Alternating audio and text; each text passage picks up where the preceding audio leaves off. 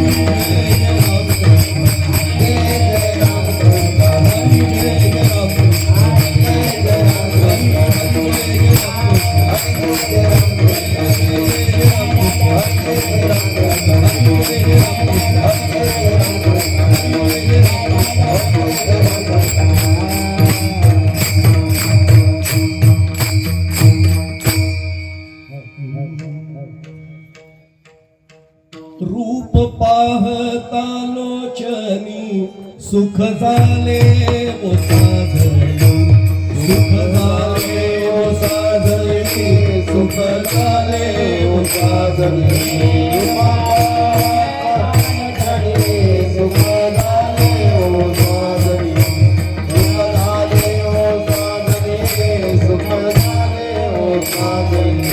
रूप पाहता लोचनी सुख झाले वो साधनी सुख झाले वो साधनी सुख झाले वो साधनी सुख झाले वो साधनी सुख झाले वो साधनी सुख झाले वो साधनी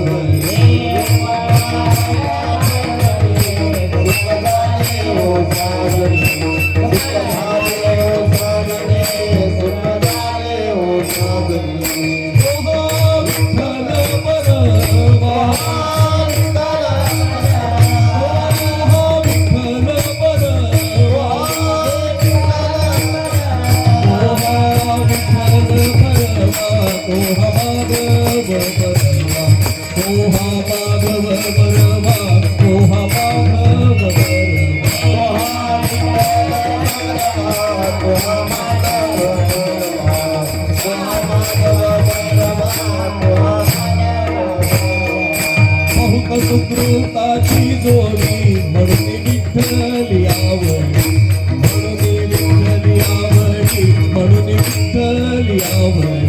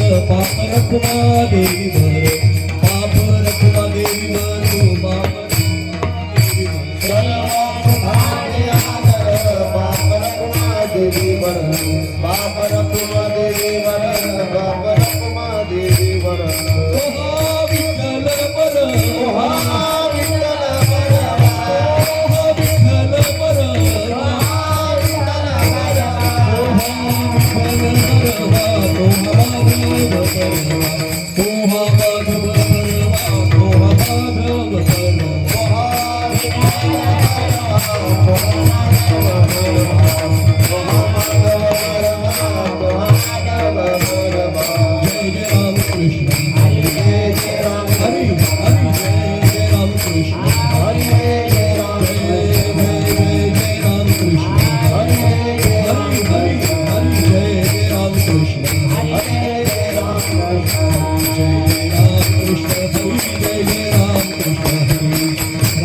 कृष्ण हरी जय जय राम जय राम कृष्ण हरी जय जय राम कृष्ण हरी जय जय राम कृष्ण हरी जय जय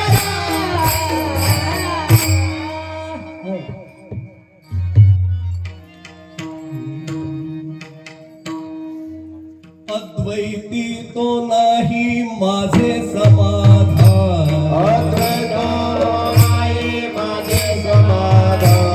अद्वैती तो नाही माझे समाधान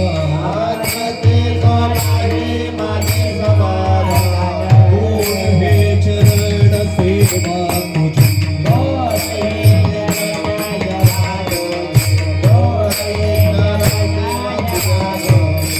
अद्वैती तो नाही माझे समाधान अद्वैती तो नाही माझे समाधान कोण हे चरण सेवा तुझी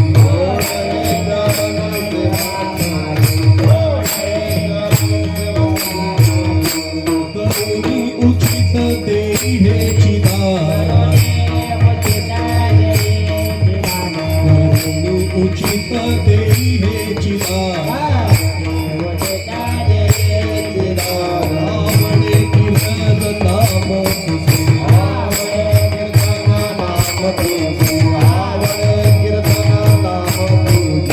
देव भक्त गण सुखाचा सोहळ देव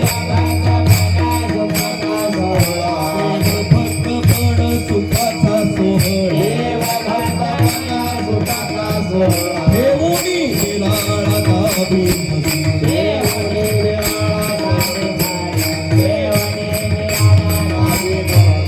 करुणी उचित देई हे चिदान करुणी उचित देई हे चिदान आवडे कीर्तन नाम तुझे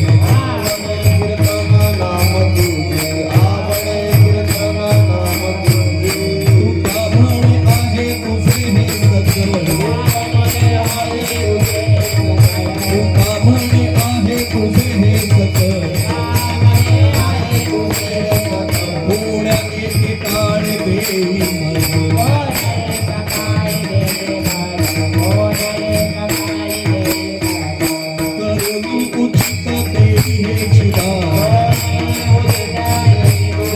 करुणी उचित देई हे चिदान आवडे कीर्तन नाम तुझे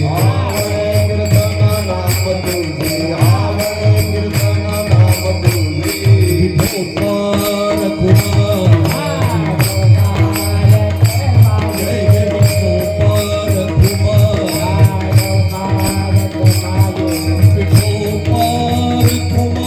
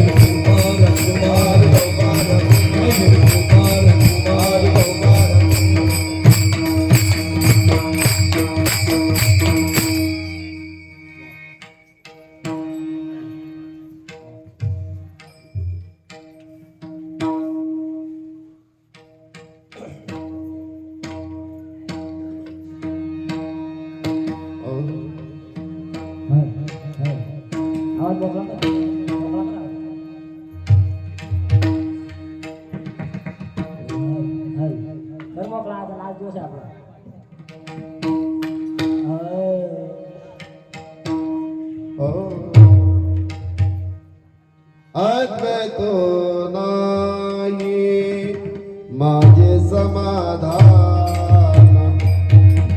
अद्वैतो नाही माझे समाधान अरे दोन नाही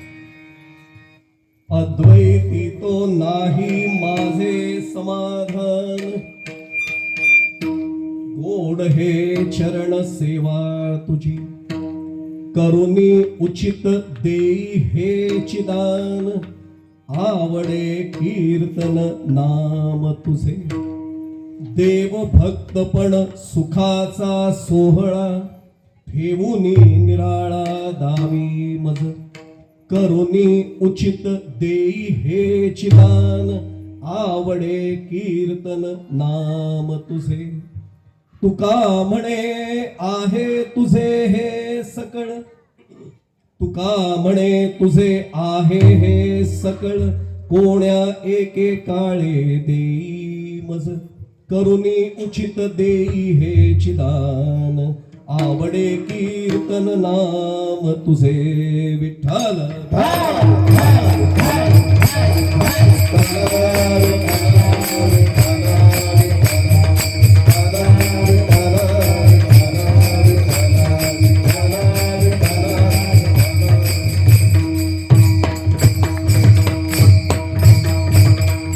जयांचे केलिया स्मरण होय सकल विद्यांचे अधिकरण तेची वंदू श्री चरण श्री गुरूंचे ते नमस्कार हो नियात पांडुरंगा करू प्रथम नमन पांडुरंगा करू प्रथम नमन दुसरे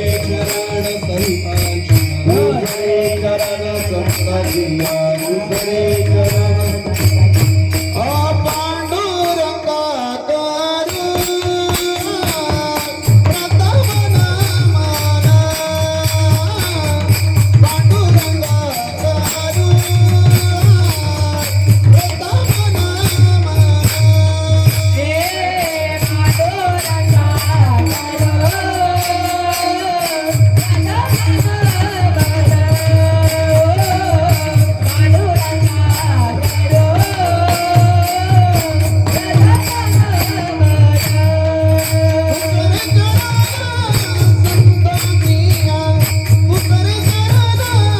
संतांची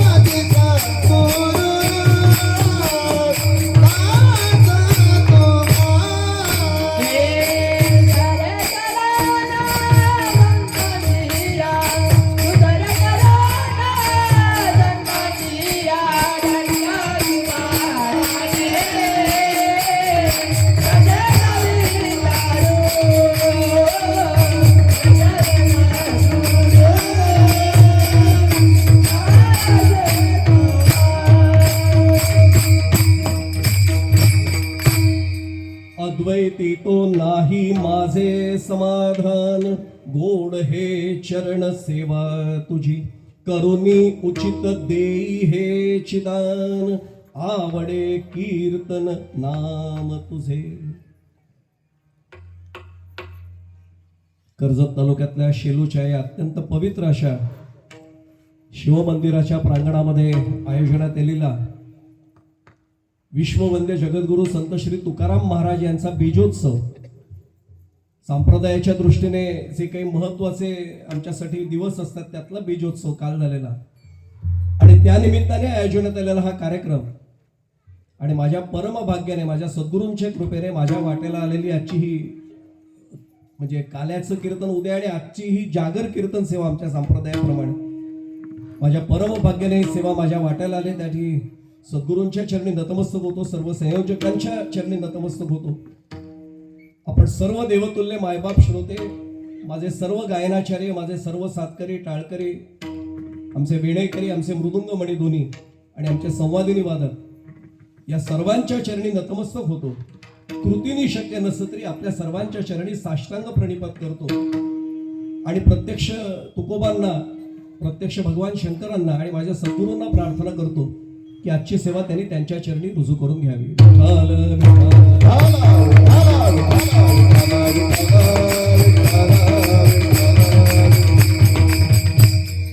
ज्याच्या भरोश्यावर कीर्तनकार उभा असतो 3 दिवस सर्दी खोकल्या तापामुळे आवाजावरनं जाणवलं असेल, औषधांवर बुवा उभा आहे आता, पण आपण सर्व दयावंत आहात, त्यामुळे शारीरिक स्थिती समजून घ्याल आणि सांभाळून घ्याल अशी पूर्ण खात्री आहे, त्या भरोशावर उभा आहे. आणि प्रत्यक्ष तुकोबराय आहेत, सेवा करून गेला म्हटल्यानंतर काय चिंता आहे. जो निवडलेला अभंग आहे सेवेसाठी हा विश्ववंद्य जगद्गुरु संत श्री तुकाराम महाराज यांचा मागणीपर प्रकरणातला. आणि खरं सांगू, आपल्याला भगवंत प्रसन्न झाल्यावर काय मागावं हे जर नाही समजलं तर सगळा घोटाळा होतो.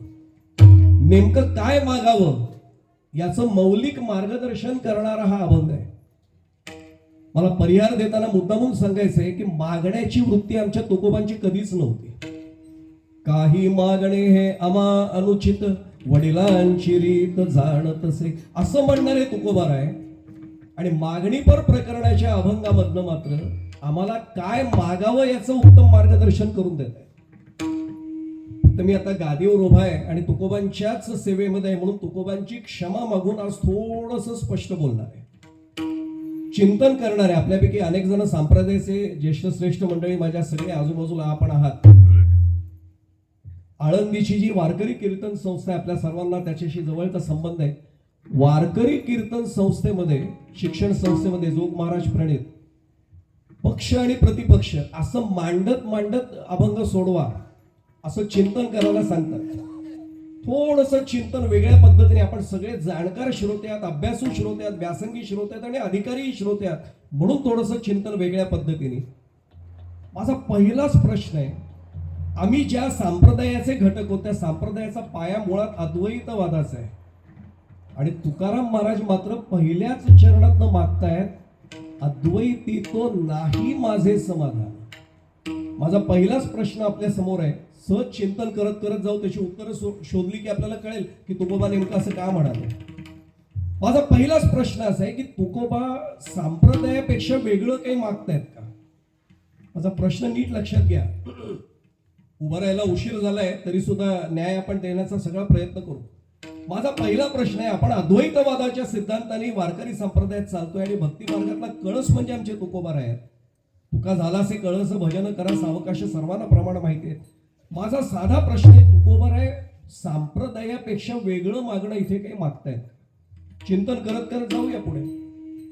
बरं, अगदी साधा प्रश्न आहे.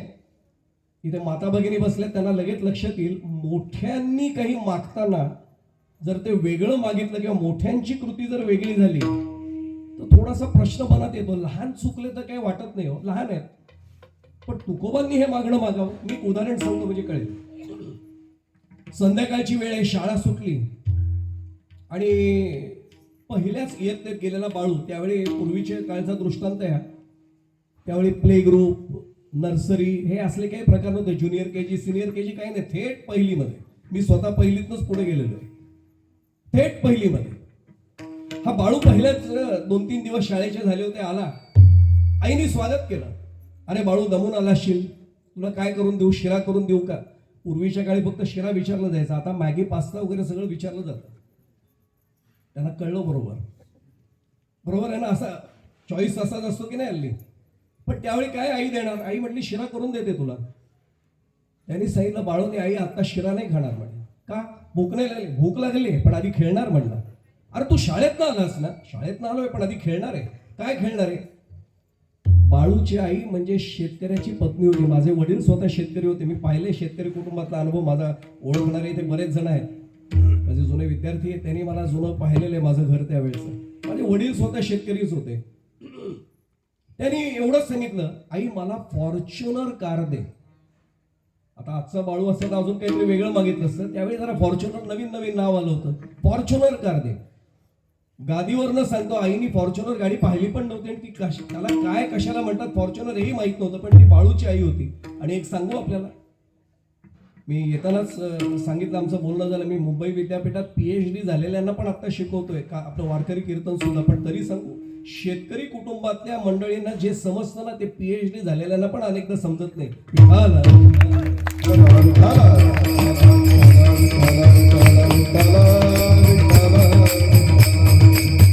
आणि हे मी भावनेच्या भरात नाही सांगत, आहे अनुभवाने सांगतोय.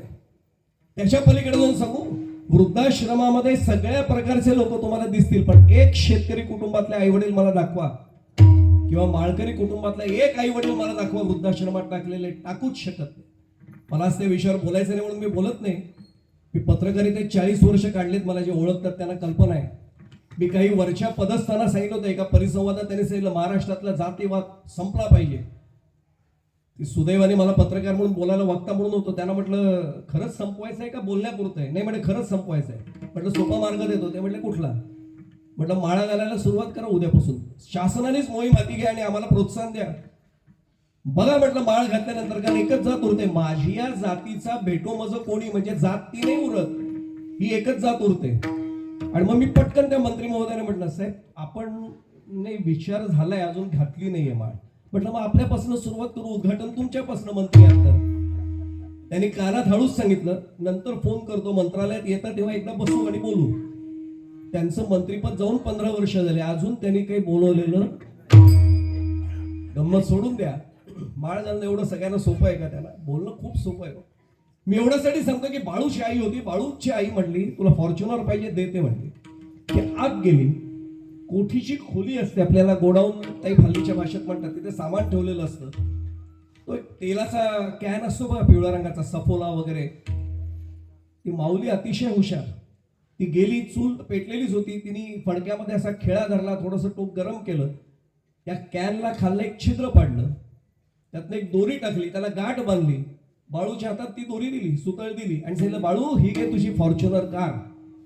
बाळू खुश, रस्त्यावरनं जोरात फिरायला लागला, पिपी पिपी फॉर्च्युनर आली, फॉर्च्युनर आली, बाजूला वा बाजूला वा. सगळे बाजूला. गंमत विचारतात बाळू काय आहे? फॉर्च्युनर. अरे मग आम्हाला बसव ना, बसा ना म्हणतो. 3 फेऱ्या मारल्या, दमला. तिथेच पडवीमध्ये ती फॉर्च्युनर कार त्याची ठेवून दिली आणि आईला सांगितलं आई आता भूक लागली, आता वाट. आई म्हणले हातपाय धू, आता खाऊन घे. थोड्या वेळाने शेतावरनं बाळूचे बाबा आले. हो, पत्नीवर जरा वैतागले. मी शेतात काम करतोय मान्य, इथे आता कोणी पाहुणे आले तर काय म्हणतील हे डबडं. हो डबडं म्हणू नका, बाळूला वाईट वाटेल. काय डबडं नाही काय? अहो फॉर्च्युनर कार आहे. काय डोकं फिरलं काय म्हणले? सगळी गोष्ट सांगितली. आता बाळूच्या बाबाने ऐकून गप्प बसावं ना.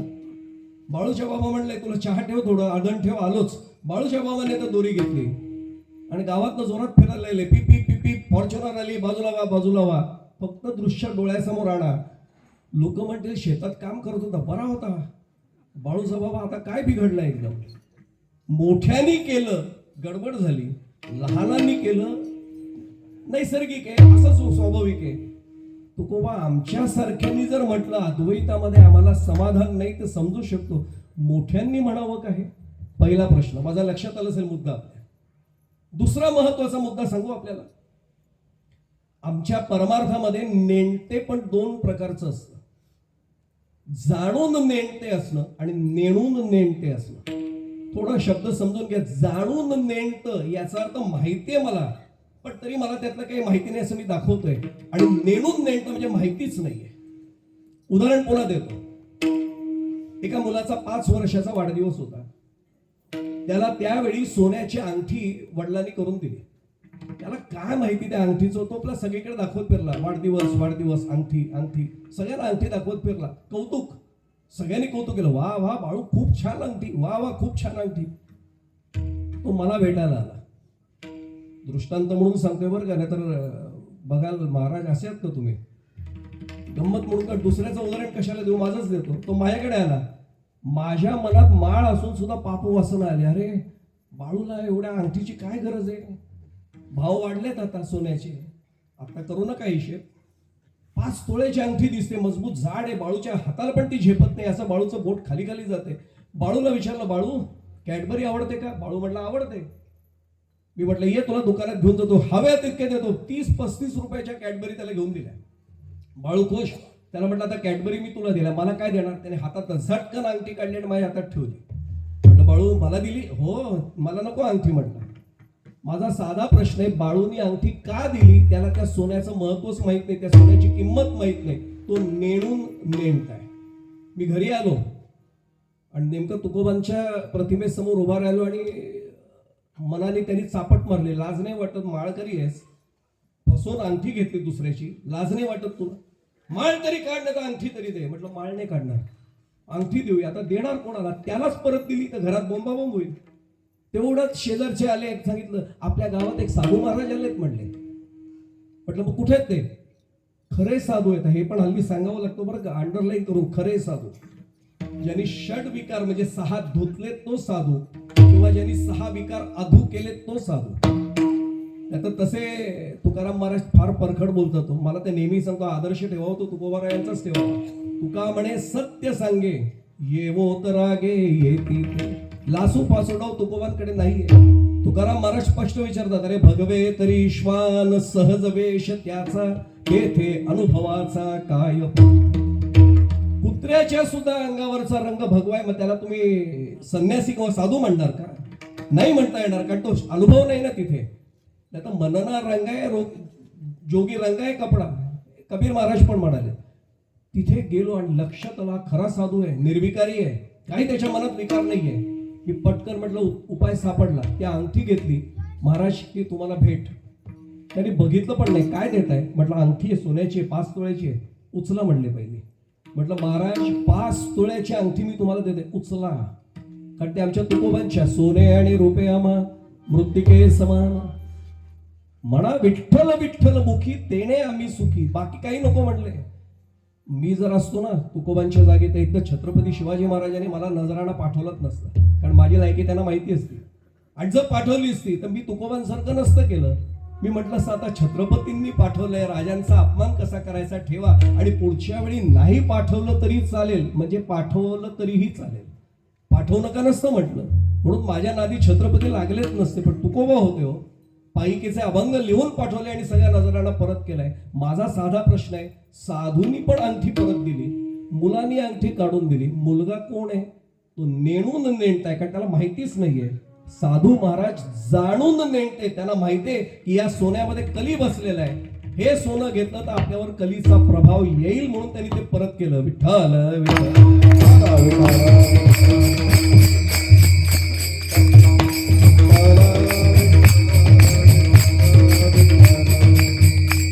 आता लक्षात येईल. मग तुकाराम महाराज जाणून नेणते आणि तरी म्हणतात अद्वैती तो नाही माझे समाधान. आता प्रश्न निर्माण होतो, त्याला सापेक्षवाद असं म्हणतात. सापेक्षवादाचा अर्थ काय होतो? अद्वैतात मला समाधान नाही, मग समाधान कशात येईल? द्वैतात समाधान आहे. मी काय चिंतन म्हणतो आपल्या लक्षात येत असेल बरं का. मला कल्पना आहे भोजनानंतर जेव्हा रात्री आपण ऐकायला बसतो आणि त्यात उशीर झालेला असतो नेहमीपेक्षा, थोडं जरा विचाराला थोडं हे होते, गडबड होऊ शकते. पण तरी मी सावकाश सांगतो. नेमकं घडलं असं की तुकाराम महाराज आम्हाला सांगतायत की अद्वैतामध्ये मला समाधान नाही. याचा अर्थ काय होतो की मला द्वैतात समाधान आहे. मग तुकाराम महाराजांना द्वैतात समाधान आहे असं म्हणायचंय का? मी सोपं करून सांगू. खरा प्रसंग घडला होता तो राज्य विधानसभेमध्ये पूर्वी. संयुक्त महाराष्ट्र चळवळीचा ज्यांना इतिहास माहिती आहे, 70 आणि त्याच्यापेक्षा जास्त वय ज्यांचं त्यांना ते कळेल. पण मी हल्ली महाराज दृष्टांत सांगताना मीडियाशी माझा जवळचा संबंध आहे म्हणून मी हल्ली खूप बदलून सांगतो. एका सभागृहात, कशाला म्हणून विधिमंडळात म्हणून, एका सभागृहात आचार्य अत्रे, आपण नाव ऐकलं असेल, रागारागात बोलले आणि भाषण करताना समोरनं अडथळे आले. हे पटकन म्हणाले, सभापती महोदय, या सभागृहातले निम्मे सदस्य मूर्ख आहेत. काय घडलं असेल आपल्याला कल्पना आहे. आवाज जोरजोरात, शब्द मागे घ्या, माफी मागा, शब्द मागे घ्या, माफी मागा. शेवटी अध्यक्षाने सांगितलं 10 मिनिटासाठी कामकाज तहकूब. अध्यक्षाने बोलवलं दालनात. अत्रे तुम्ही पत्रकार पण आहात, तुम्ही उद्या लिहू शकता मराठामध्ये, कशाला उगाच बोलताय, वाद कशाला वाढवताय, माफी मागा. माफी मागतो, फक्त मला एक वाक्य बोलायची परवानगी द्या. देतो म्हणले. हे आले आणि म्हणले, अध्यक्ष महोदय, मी मगाशी म्हटलं मला मान्य आहे की या सभागृहातले निम्मे सदस्य मूर्ख आहेत. मी माझं विधान मागे घेतो, मी क्षमा मागतो आणि सुधारित विधान आपल्या परवानगीने ठेवतो. या सभागृहातले निम्मे सदस्य शहाणे आहेत. आणि आश्चर्य म्हणजे सभागृहाने थपथपवून टाळ्या वाजवल्या. आता मला सांगा, निम्मे सदस्य शहाणे आहेत याचा अर्थ काय होतो? आपल्याला कळलं बरोबर. मग आता मला सांगा, द्वैतात समाधान आहे का? कारण अद्वैतात नाही समाधान म्हणतात. मग द्वैतात समाधान आहे असं तुकोबांना म्हणायचंय का? आपण अर्थ शोधत जाणार, काळजी करू नका, शेवटपर्यंत उकल करत जाऊ. आता माझा साधा प्रश्न आहे, द्वैत म्हणजे नेमकं काय असतं? द्वैत म्हटल्यानंतर कुठेतरी आमच्यात फरक राहतो, काहीतरी भेद येत जातो. जीवाजीवात भेद आहे, जीवात ईश्वरात भेद आहे, जीवात जडात भेद आहे. आणि आम्हाला तर स्वतः तुकोबाराय सुद्धा सांगतायत भेदा भेद भ्रम अमंगळ भेदा भेद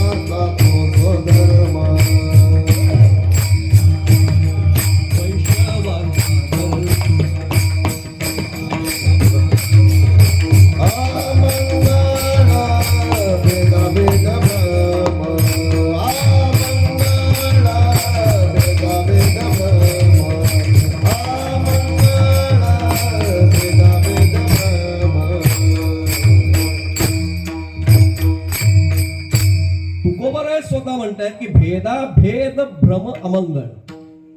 अनेकदा शब्द आपण वापरतो पण त्या शब्दांचा अर्थही काही वेळा लक्षात येत नाही. भेदा भेद दिसायला एक शब्द आहे महाराज, पण त्यात दोन शब्द भरलेले आहेत, भेद आणि अभेद. भेदा भेद येथे दोन शब्द एकत्र आले, भेद अधिक अभेद अशी ती संधी आहे. तो झाला भेदा भेद.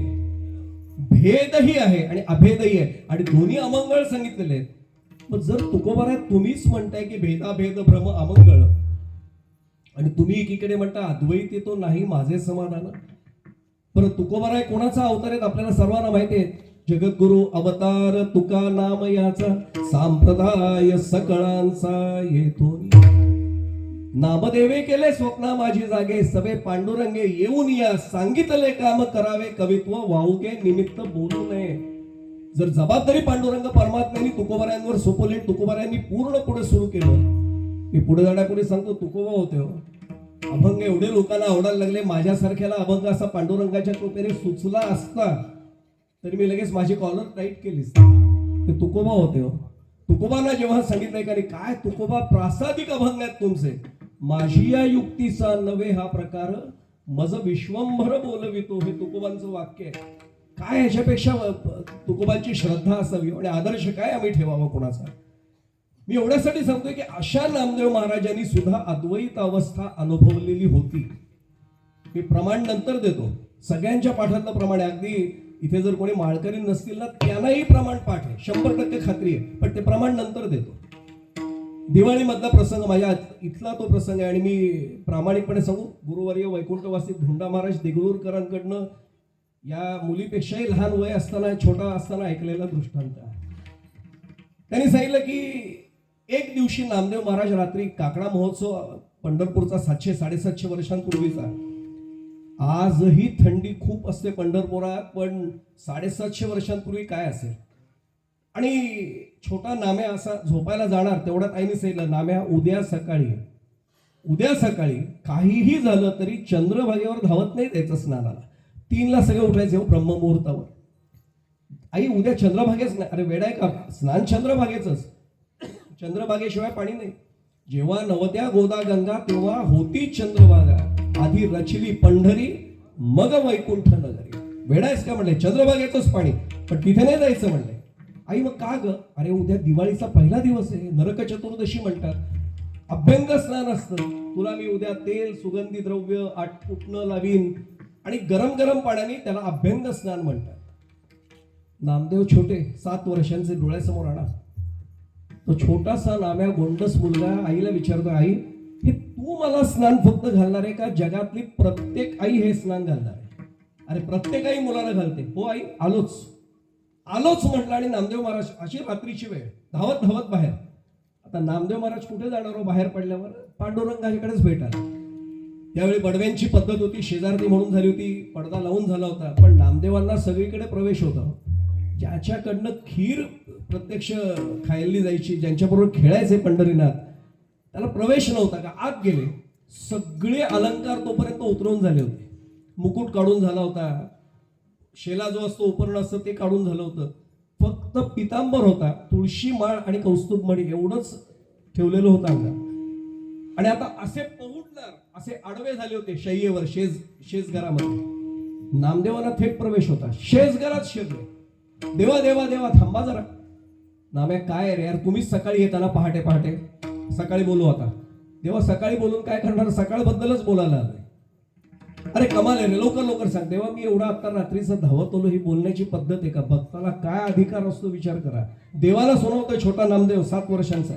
देवा अशी बोलण्याची पद्धत आहे का? मी एवढा आलोय, तुम्ही बसून पण बोलत नाही. नामदेवा हट्टी आहे सा, हट्टी म्हणा पण माझ्याशी बोला. हा हट्ट ज्ञानाला करता येत नाही, योग्याला करता येत नाही, कर्मयोग्याला करता येत नाही, फक्त आणि फक्त भक्ताला करता येत. आणि मग त्यांनी सुरुवात केली. देवा तुम्हाला माहिती आहे उद्या काय आहे?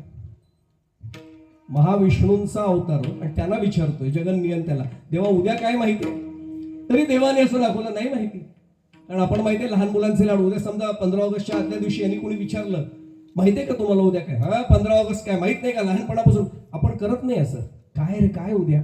हे सगळं सांगतो. आता नेमकं तसं देवानी सुरू केलं. काय उद्या? देवा खरंच माहित नाही. नामदेवांना इतकं बरं वाटलं, अरे आपल्यापेक्षा मोठे असून देवाला माहित नाही. देवा उद्या नरक चतुर्दशी आहे. देव परीक्षाच बघत होते. म्हणजे रे देवा सांगतो तुम्हाला, आत्ताच माझ्या आईने माहिती दिली. तुम्ही जसे देवात ना, तुमच्या आधी भगवान श्रीकृष्ण नावाचा अवतार होता. कोणाला सांगतोय? पांडुरंग परमात्म्याला. द्वारकेची मूर्ती आली भीमा तीरी, तोच अवतार. फक्त ते वेणू ठेवली होती, मुरली ठेवली होती. आता कटेवर हात ठेवून उभे होते. देवालाच सांगतोय. देवा कृष्णावतार होता ना, नरकासुराचा वध केला होता तिथे. उद्याचा तो दिवस. मग तो सगळा प्रसंग सांगितला. आई माझी म्हटली की उद्या अभ्यंग स्नान घातलं जाणार आहे. आणि पटकन नामदेवांच्या मुखातनं प्रश्न बाहेर पडला, देवा तुम्हाला आई आहे का? एक सांगू, पुन्हा हात जोडतो. वैकुंठवासी धुंडा महाराजांनी कसा प्रसंग रंगवला असेल विचार करा. पंढरपूरचा फार मोठा आशीर्वाद धुंडा महाराजांच्या पाठी. आणि ते सांगतात हा प्रसंग. मी माझ्या डोळ्यासमोर सांगताना सुद्धा अजून मी लहानपणचं ते आठवतोय सगळं. आणि त्याने सांगितलं, देवा तुम्हाला आई आहे? देवांचे डोळे पाणवले हो. खांद्यावर हात ठेवले. नाम्या विठू माऊली ती माऊली जगाची. देवा मला नामदेवा मला आई नाही रे. 7 वर्षाचा नामदेव पटकन विचारतो, देवा तुम्ही आणि मी वेगळे आहेत का? अद्वैताचा विषय चाललाय बरं का, विसरू नका. आपला विषय चाललाय द्वैत आणि अद्वैत.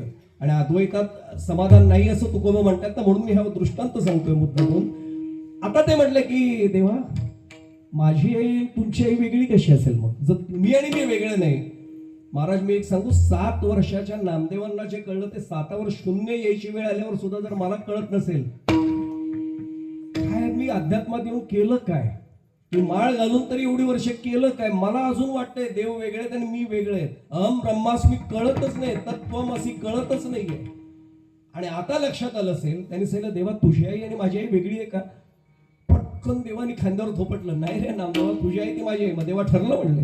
काय ठरलं? केव्हा ठरलं? आत्ता ठरलं आणि उद्याचं ठरलं. काय ठरलं म्हणते? त्यांनी एवढं सांगितलं, देवा उद्या माझ्या स्नानाच्या आधी तुमचा अभ्यंग स्नान होईल. अरे वेळ आहे का म्हणलं, तुम्ही सगळे येता इथे माहितीये तुम्हाला. मी जर विटेवर नसेन, पंढरपुरात नुसता गलबला उडेल, देव कुठे गेले, देव कुठे गेले. काळजी करू नका. 7 वर्षाचा नामदेव सांगतोय बरं का, देवा तोपर्यंत मी आहे ना, मी सांभाळेन. मी पुन्हा सांगतोय 7 वर्षाचा नामदेवांना जे कळतंय, म्हणून संत शिरोमणी म्हणतात त्याला. 7 वर्ष वय नाही हो, काय वयाचं तुम्ही घेऊन बसलाय. प्राचार्य शिवाजीराव भोसलेंना एकदा प्रश्न विचारला होता, जाता जाता सांगतो की ज्ञानेश्वरी 16व्या वर्षी कशी काय सांगितली. त्यांनी एवढंच सांगितलं की माझा मुलगा 16व्या वर्षी मॅट्रिक होईल की नाही मला टेन्शन असतं, कारण तो माझा मुलगा आहे. पण नवनाथांची कुडी ज्या एका कुडीमध्ये अवतरली होती, अशा माऊलींच्या बाबतीत मी काय वय मोजणार म्हटले. शरीराने मोजणार, कुठलं वय मोजणार? नवनाथांची कुडी एका कुडीत अवतीर्ण झाली होती, सगळं ज्ञान एकत्र आलेलं होतं. नामदेव महाराज म्हटले ठरलं देवा, अरे घोटाळा अजिबात होणार नाही म्हटले. आणि दुसऱ्या दिवशी पहाटे नामदेव छोटा हजर. देवा बघा मी तुम्हाला दिलेल्या शब्दाप्रमाणे आधी चालूया, आता तुम्ही लवकर निघा. नामदेवा घोटाळा कसं होईल देवा, तुम्ही असताना घोटाळा शक्य आहे का म्हटले. देव खाली उतरले, नामदेवाला छोटे उतरवलं आणि आपल्या त्या विटांवर ठेवलं आणि आपल्या असा मायेचा पडदा टाकला, आपलं रूप भक्ताला प्रदान केलं. आता लक्षात आलं असेल, देव बघत बसला. आपण अभंग नेहमी म्हणतो ना, रूपी गुंतले लोचन. आज देवाचं झालं, आपल्या भक्तामधलं आपलं रूप त्यावेळी 750 वर्षांपूर्वी तुकोबांचा अवतार नव्हता, तो नंतर झाला. पण सुंदर ते ध्यान उभे पेटेवरी हे प्रत्यक्ष पांडुरंग परमात्मा आपल्या भक्तामध्ये बघतोय. आणि नामदेव महाराज सांगतात, देवा आता तुम्ही उशीर करताय, माझ्यामुळे उशीर नाही होते, मी वेळेत आलो होतो, लवकर चला. उतरला आणि देव एवढंच म्हणला, नाम्या घोटाळा नाही ना करणार. देवा कसा घोटाळा होईल, मी आहे ना, तुम्ही कशाला काळजी करताय. तरी देव गरुड खांबाच्या तिथनं बघतायत आपलं रूप. आणि तेवढ्यात काकडा करणारी मंडळी आली. वेळ कधीच चुकत नाही बरं का. पंढरपुरात असो ना तर शेलूत असो, काकडा त्यावेळी म्हणजे त्यावेळीच होणार. मी पुढे जाण्यापूर्वी सांगू, आमच्या कर्जत तालुक्यातले जे आलेत ना त्यांना माहिती आहे, साळोपचे गेले आता ते, म्हणून त्यांचं नाव घेऊन सांगतो. खंडू मामा कडू म्हणून होते, आपल्याला सर्वांना माहिती आहे. 3 पर्यंत ताप होता महाराष्ट्राला, 3. घरचे सांगायचे, डॉक्टर सांगायचे झोपून राहा, आणि या माणसाने एक दिवस काकडाने चुकवलं. काय माळकरी असावं ना, म्हणजे फोटो हे मस्तक वगैरे म्हणायला सोपं आहे हो. कीर्तनात आम्ही म्हणतो आणि पाकिट घेऊन घरी जातो, पण आम्ही नाही ना करत तसं. मी फार स्पष्ट बोलणारा माणूस आहे. आम्ही बोलतो, प्रमाण देतो, पण आमच्या वागण्यात आहे का.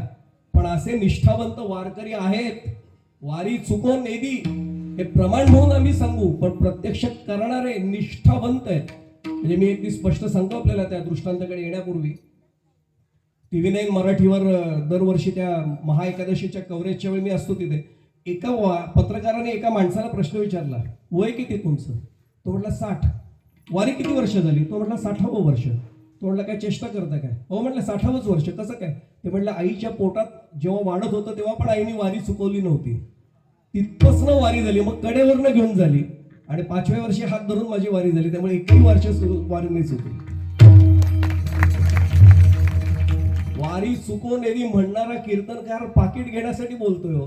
आहेत निष्ठावंत वारकरी. आणि खरं सांगू प्रामाणिकपणे महाराज, या वारकरी मंडळींमुळे संप्रदाय टिकलाय आणि तो समृद्ध झालाय. इतकंच सत्य नाकारताच येणार. यांनी एवढंच सांगितलं की आले सगळे आले.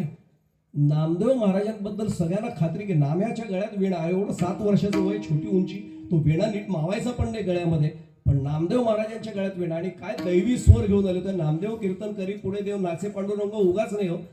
नामदेव महाराज नेहमी रामकृष्ण हरी ते घ्यायचे. आणि सगळ्यांनी गल्ला सुरू केला, अरे नाम्या आला नाही, नाम्या आला नाही. नाम्या इथे विटेवर उभा आहे आणि तो ओ काका तुमच्या आधी मी आलोय. देव गरुड खांबाच्या नाम्या बोलायचं नाही, आज तू नाम्या नाही आहेस, पांडुरंग आहेस, बोलायचं नाही, जागेवर उभा राहा. पण बोलू नकोस, त्याला काय करायचं ते करू दे.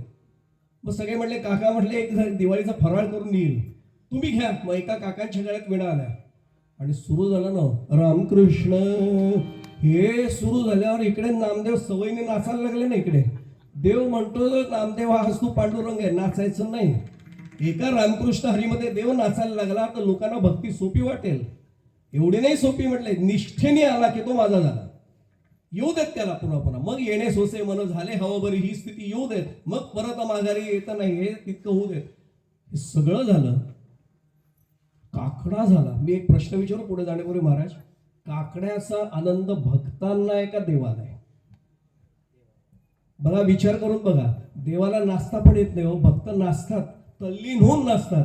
काकड्याचा आनंद, पूजेचा आनंद देवाला आहे का भक्ताला आहे. भक्ताला आनंद आहे. मी खरं सांगू, ज्या घरामध्ये पूजा उत्तम होते त्या घरात तुम्ही आम्ही अनोळखी असताना गेलो तरी सुद्धा समाधान वेगळं वाटतं. काय आनंद मिळाला म्हणतो आपण. त्याचं कारण ती स्पंदन असतात तिथे. देवाला स्नान घालण्याचा अधिकार माझ्यासारख्याला कुठे, पण देवाला स्नान घातलं की मी शुचिरबोध होतो, मी शुद्ध होतो. हा त्यातला एक महत्वाचा भाग आहे. सगळं झालं आणि बडव्यांनी आता पूजा सुरू केली. त्यावेळी बडव्यांची पद्धत होती, लोण्याचा गोळा आणला, पण ते काय अमूल बटर नव्हतं, गीर गाईच्या दुधापासून, आणि ते सुद्धा DDT फवारलेल्या गवतावर नव्हती वाढलेली. कोळ लुसलुशीत सकस गवत, त्याच्यावर ती गाय वाढलेली होती, तिचं दूध आणि ते ताजं लोणी. त्यावेळी फ्रीज नव्हताच, रेफ्रिजरेटर वगैरे भानगड नव्हती, गार असं गच्च झालेला गोळा, भानगड नाही, लुसलुशीत लोण्याचा गोळा. आणि तो पहिल्यांदा ज्यांनी पांडुरंगाची पूजा पाहिले पंढरपूरची माहिती आहे, तो जवळ आणल्यावर छोटा नामदेव आहे हो, 7 वर्ष वय, तो इतका पक्कन आतमध्ये घेतला त्यांनी. बडवे घाबरले, अरे आजपर्यंत कधी झालं नव्हतं, गोळा कुठे गेला म्हणजे, गोळा कुठे गेला. देव म्हणतात तिकडनं, नाम्या तुला सांगितलं होतं घोटाळा करशील. मायेचा पडदा टाकतात, एका बडव्याला लगेच बुद्धी देतात, अरे असू देत, वाटीत दुसरं लोणी आहे, प्रसाद म्हणून ते वाटू, असेल पडलं असेल कुठेतरी, पुढचं घ्या. गार पाणी चंद्र बघितलं, कळशीतलं होतं आणि नामदेव अण्णा शिरी शिरी आली.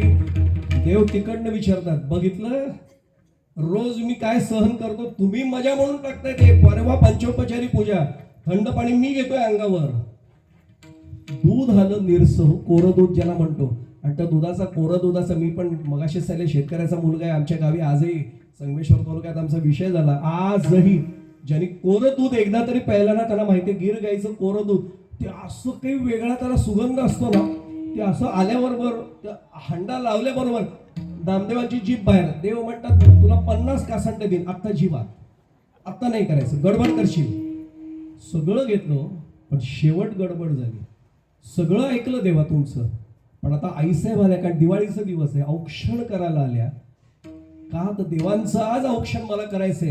आणि आता नामदेव म्हटले, देवा आतापर्यंत मी ऐकलं तुमचं, आई साहेबांकडनं मी ओवळून घेऊ जमणार नाही आणि ओरडणार, आई साहेब थांबा, मी नामे आहे, मी पांडुरंगा नाही. तेवढ्यात पांडुरंगाने कृपाच अशी केली, मायेचा पडदा असा ठकला, आईंना ओळखता येईना कुठला पांडुरंग आणि कुठला भक्त. आता प्रमाण सांगतो, लाजले गे माये आता कवणा ओवाळू, जिकडे पाहे तिकडे चतुर्भुज गोपाळ. आता ते प्रमाण लक्षात येईल. ही स्थिती केव्हा येते? अद्वैतात येते.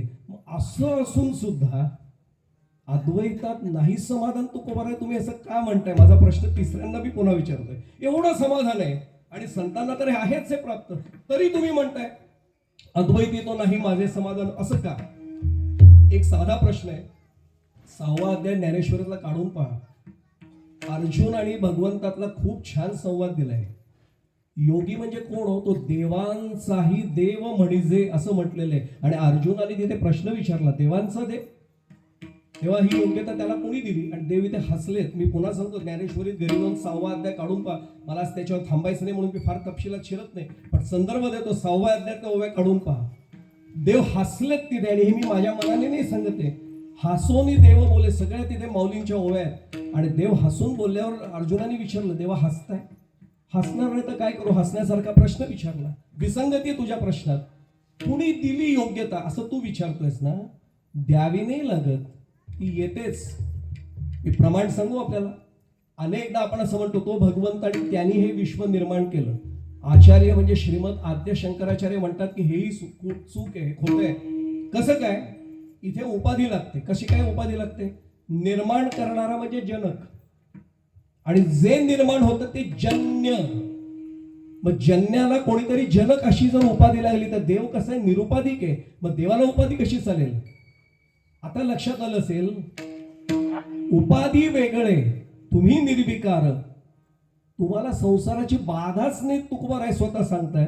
असं जर आहे तर मग हे विसंगत नाही का प्रश्न? मी आणखी सोपं करून सांगतो. चला, एका शाळेमध्ये शिक्षकेपेक्षा 40 वर्ष काढले, त्यामुळे शाळेचं उदाहरण देतो. आणि काळजी करू नका बरं का, विषय खरा जड आहे, पण तो अतिशय सोपा करून सांगतो. अगदी जाहीर गादीवरनं सांगतो, एकदम सोपा करून विषय घेऊ आणि यांना सुद्धा समजला पाहिजे. एक साधा मुद्दा सांगतो. शाळेचं इन्स्पेक्शन होणार असं, जुन्या काळची गोष्ट आहे. आताचं इन्स्पेक्शन डोळ्यासमोर आणू नका. आता मी पण एका संस्थेचा कार्याध्यक्ष आहे, मला माहिती आहे त्या इन्स्पेक्शनला आता काही अर्थ नाही उरला. पूर्वी जे इन्स्पेक्शन आपण शाळांमध्ये होतो त्यावेळेचं आठवण बघा डोळ्यासमोर. टेन्शन असायचं शिक्षकांना, सगळ्या पालकांना, विद्यार्थ्यांना. 7 दिवस एक गुरुजी 3रीच्या वर्गात रामायण शिकवत होते. सारखं तेच तेच तेच तेच घोटो. टीचिंग एड्स वगैरे तयार केली होती छानपैकी. टीचिंग एड्स म्हणजे माहिती आहे आपल्याला, धनुष्यबाण, रामाचा पुतळा, सगळं करून ठेवलं होतं. आणि सांगितलं होतं मुलांना, मी तुम्हाला प्रश्न विचारेन, रामायणाची एवढीच उत्तरं पाठ करा फक्त. सगळ्यांकडनं भोकंपट्टी करून घेतली होती.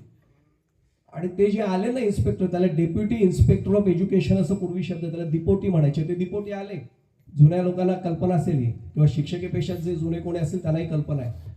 त्यांना चांगलं काय वर्गात त्याच्यात काही रस नसतो, वाईट काय शोधताय तर त्याच्यात रस आहे. म्हणजे अगदी सोपं करून सांगू, टीसी असतो बघा, तो तुमच्या मायासारखा फर्स्ट क्लासचा पास दाखवायला गेला तरी ठेवून दे रे बावळटेस, तू चेहऱ्यावर खेळते, तू काही विदाऊट जाणार आहेस. त्यांची नजर बसलेली असते, ते पटकन बरोबर एखादा भाग राहते तिकीट. आपल्याला आश्चर्य होतो, साहेब जरा ते बाहेर, आपल्याला आश्चर्य होणार आहे, एवढं तुझ्या समोर गेलो, मी काढतोय पास, तुम्ही माझ्याकडे बघत नाही. त्यांची नजर असते हो, यांची नजर बसली, तो चूक काढायची फक्त. आणि नेमका त्यांना एक मुलगा वर्गाबाहेर बघताना दिसला. यातला पहिला प्रश्न तुम्हाला माहिती आहे म्हणून मी तेवढं पटकन सांगतो. त्यांनी विचारलं, हे लक्ष आहे का तुमचं, सांग शिवधनुष्य कोणी मोडलं. तो पटकन घाई गडबड म्हटला, सर मी नाही मोडलं. आता खरं इथे संपायला पाहिजे विनोद. हा पु ल देशपांड्यांनी सांगितलेला विनोद आहे. इथे विसंगती आपण पाहतोय, प्रश्नात विसंगती झाली की हसायला काय येतं. पु ल देशपांडे म्हटलं, इथनं प्रसंग सुरू झाला. ते चिडले, काय गुरुजी तुम्ही काय शिकवता का चेष्टा करताय. मुलगा म्हणतो मी शिवधनुष्य मोडलं नाही, तुमचं लक्ष नाही. ते म्हटले, साहेब एक सांगू का, मी खरंच सांगतो, मी 21 वर्ष याच गावात सर्व्हिस करतो. आणि आपल्याला माहिती आहे प्राथमिक शिक्षक जर कोणी असतील त्यांना माहिती आहे गावाशी प्रत्येक घराशी संबंध असतो, प्रत्येक घराशी. साहेब हा मुलगा आहे ना, हा माळकरी कुटुंबातला आहे. याच्याकडची वारी कधी चुकत नाही. याच्या पणजोबा आजोबा वडील सगळे वारकरी आहेत. हा म्हणतोय ना मी नाही मोडलं, विश्वास ठेवा सर, हा नाही मोडणार. आता ते अजून चिडले, मुख्याध्यापकांकडे गेले. मुख्याध्यापकांना सगळं सांगितलं, बघा तुमचे शिक्षक काय करतात, हे असं असं घडलं. आता त्यांनी तरी माफी मागावी. ते म्हटले, सर सांगू का, मी मुख्याध्यापक आहे बरोबर आहे, पण माझी बदली आता 3 महिन्यापूर्वी झाली. मी गावात अजून कुणालाच ओळखत नाहीये. पण ते सर आहेत ना, ते 21 वर्ष इथेच शिकवत आहेत. ते प्रत्येक घराला ओळखतात. ते खात्री देऊन सांगतात ना की त्या मुलाने नाही मोडलं शिवधनुष्य, म्हणजे खरंच ओळखा, नाही मोडलं शिवधनुष्य. त्याने डोक्याला हात लावला आणि ते जिल्हा परिषदेत गेले. त्यावेळी जिल्हा लोकल बोर्ड होतो, जुन्या लोकांना कल्पना आहे. तिथे गेले आणि सभापतींच्या दालनामध्ये चिठ्ठी लिहून आले, या शाळेची एकदा मान्यता तरी काढा नाही तर सगळ्यांच्या बदल्या करा. त्यांनी एवढं लिहून आल्यानंतर ते सभापती आले. दुर्दैवाने निशाणे डावा अंगठा, त्याला वाचताच येतो पण शिक्षण सभापती होते. त्यांनी पीएला सांगितलं, तूच वाचून दाखव. याने वाचून दाखवलं, हे असं असं लिहिलंय. हो म्हणले, काय माणसं भरलेत शासनाने, फुकट एवढा डिझेल खर्च करून जीप खर्च करून जिल्ह्याला आला, लिहून टाका पत्र म्हणले. आणि त्यांनी डिक्टेशन दिलं. त्याने डिक्टेशन शब्द येत नव्हता पण लिहिलं, पत्र लिहि म्हणले. आणि काय लिहिलं, यावेळी जिल्हा सेस फंडामधनं वेगळा फंड द्या, साधा सुतार नको, जिल्ह्यातला स्किल्ड कार्पेंटर चांगला सुतार घेऊन जा आणि असं मजबूत शिवधनुष्य बांधा की पुन्हा त्या पोराला काय त्याच्या बाच्या बाळ नाही तुटलं पाहिजे. विठ्ठल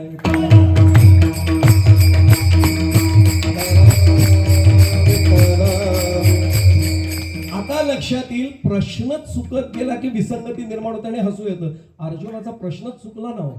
अर्जुनाने काय विचारलं, देवा तुम्ही म्हणता तो योग्यांचा म्हणजे तो देवांचाही देव म्हणजे, कुणीतरी त्याला उपाधी. देव म्हणतात त्याला नाही लागत, त्याची अवस्था ती झाली की तोच देवांचा देव होतो, त्याला द्यावं नाही लागत वेगळं काही. आता लक्षात येईल की पुढे जाण्यापूर्वी सांगू, आपल्यापैकी ज्यांना नाथ महाराजांच्या भारुडांची सवय आहे ना, इथे जर गायनाचार्यांची इच्छा असेल तर जरूर म्हणा बरं का, मी तुम्हाला प्रमाण देतो. मला ते फार भारूड आवडतं आणि मल्हारीचंच आहे. आता रविवार येईलच परवा. काय दिलेलं आहे हो, आपल्या अद्वैत अवस्था कशी दिले, अहम वाघा सोहम वाघा प्रेम नगरा वारी, सावध होनी भजनी लागा देव कैवारी, माझ्या मल्हारीची वारी, माझ्या मल्हारीची वारी. आवाजाचा प्रॉब्लेम म्हणून मी म्हणत बसत नाही, तुमच्या कानावर अत्याचार होतो. पण लक्षात आलं असेल, अहम वाघा सोहम वाघा, अरे कोण वेगळं आहे. आता माझा प्रश्न आहे, तुकोबार आहे, पुन्हा पुन्हा पुन्हा पुन्हा आमच्या डोळ्यासमोर येते की या अद्वैतात सर्व संत समाधान मानतायत, आनंद मानतायत, तुम्ही मात्र वेगळं मानताय. असं नेमकं का. मग तुम्हाला जर अद्वैतात समाधान नाही तर समाधान कशात आहे. तुकोबा उत्तर देत आहेत, अभंगाचा पहिला चरण. अद्वैत तो नाही माझे समाधान, अद्वैत तो नाही माझे समाधान,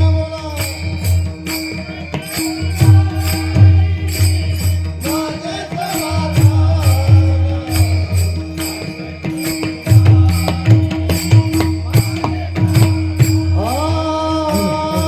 अद्वैत तो नाही